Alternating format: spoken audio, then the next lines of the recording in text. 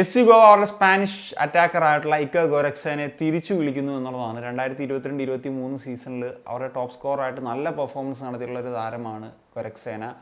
ആ സീസണിൽ നോക്കുകയാണെങ്കിൽ 23 മത്സരങ്ങളിൽ നിന്ന് 13 ഗോൾ ഒരു അസിസ്റ്റ്, നല്ലൊരു പെർഫോമൻസ് തന്നെ എഫ് സി ഗോവയ്ക്ക് വേണ്ടി നൽകാൻ സാധിച്ചിരുന്നു. അദ്ദേഹത്തെ പറ്റി പറയുമ്പോൾ അദ്ദേഹം ആദ്യം ഒരു വിങ്ങർ അല്ലെങ്കിൽ ഒരു AM റോളിലൊക്കെയാണ് കളിച്ചത്. പിന്നീടാണ് ഒരു സെൻറ്റർ ഫോർവേഡ് എന്ന നിലയിലേക്ക് വരുന്നത്.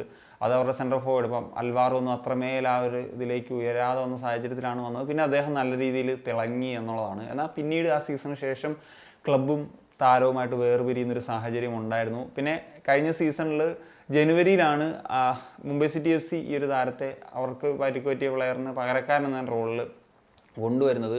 അവിടെ അദ്ദേഹത്തിന് അത്യാവശ്യം നന്നായിട്ട് തിളങ്ങാൻ സാധിച്ചു. ഇപ്പോൾ 6 മത്സരം കളിച്ചുള്ളെങ്കിലും 3 ഗോളും 2 അസിസ്റ്റും ഒക്കെ കളിച്ച് നല്ല രീതിയിൽ പെർഫോം ചെയ്ത് വന്നപ്പോഴത്തേക്കും അദ്ദേഹത്തിന് അവിടെ ഒരു ഇഞ്ചറി പറ്റുന്നൊരു സാഹചര്യം ഉണ്ടായി. സോ അദ്ദേഹം സ്റ്റിൽ ഇഞ്ചറിയിൽ നിന്ന് പൂർണ്ണമായിട്ടും റിക്കവർ ആയിട്ടില്ല എന്നുള്ളതാണ് പറയുന്നത്.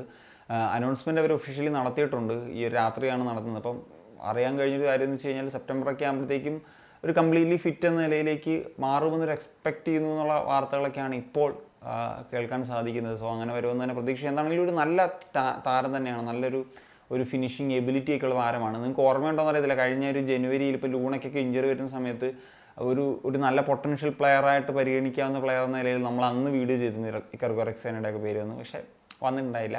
എന്താണെങ്കിലും ഗോവ തിരിച്ചെത്തിക്കുന്നു. It's a good addition. അദ്ദേഹത്തെ പറ്റി പറയുമ്പോൾ സെഗുണ്ടയിലാണ് 100 മത്സരത്തിന് മുകളിൽ, അല്ലെങ്കിൽ പോളണ്ടിലൊക്കെ ഒരുപാട് മത്സരങ്ങളൊക്കെ കളിച്ച ഒരു പരിചയം അവർക്കുണ്ട്. പിന്നെ ഈ പറഞ്ഞ പോലെ കഴിഞ്ഞ 2 ISL എക്സ്പീരിയൻസ്, ആ 2 വർഷവും അദ്ദേഹത്തിന് നന്നായിട്ട് തിളങ്ങാൻ സാധിച്ചു എന്നുള്ളതാണ്. പിന്നെ ഒരു യൂട്ടിലിറ്റി പ്ലെയറാണ്. ഞാൻ പറഞ്ഞാൽ ഒരു സെൻട്രൽ ഫോർവേഡ് എന്നതിലുപരി വിങ് ആൻഡ് ഒരു നമ്പർ 10 അങ്ങനത്തെ ഡിഫറെൻറ്റ് റോൾസിൽ കളിക്കാൻ പറ്റുന്ന പ്ലെയറാണ്. അപ്പം അങ്ങനത്തെ പ്ലെയേഴ്സൊക്കെ ഉറപ്പായിട്ടും എപ്പോഴും ISL ഒരു ക്ലബിനെ സംബന്ധിച്ചിടത്തോളം അസറ്റ് തന്നെയാണെന്നുള്ള കാര്യത്തിൽ സംശയമില്ല.